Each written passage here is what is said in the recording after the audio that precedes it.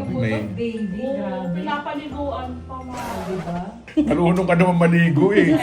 Siyempre yung motor di marunong maligo mag-isa. Ikaw naman oh, may mga hugot dito yung mga therapist. Yung mga jowa nila. May motor, tawag baby. Tapos tawag sa inyo, Inday. Kawawa. So, ang unang ginawa sa amin is yung facial. So, kakaiba yung facial nila dito guys kasi medyo mahaba ang procedure na sa mga 1 hour. So, makikita nyo naman sa mukha ni Miss OBR, masayang-masaya siya kasi nakapag-relax siya. After ng facial, next procedure naman natin is yung tinatawag nilang thermolift. So, ang effect naman nito, itatanggalin niya yung fine line. Para siyang botox pero non-surgical. So, mararamdaman mo dito is parang konting init lang. Tapos, tumatagal ang effect nito up to 6 months. So, kung napapansin mo, dumadami ng mga wrinkles mo, bagay ito sa'yo. Pero laki nagbago. Hindi na ko disputranis, no?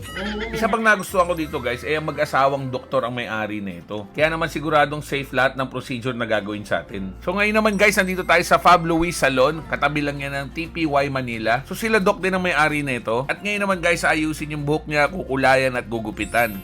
So medyo mahaba-habang procedure to guys, aabutin to ng mga 4 to 5 hours. Kaya naman sinabayan ko na rin to ng foot spa at scalp treatment. First time ko mapaliguan na.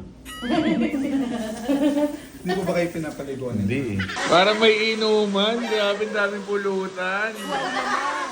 Kanina, ano ba eh, social pa kontis oh, ngayon. Inuman.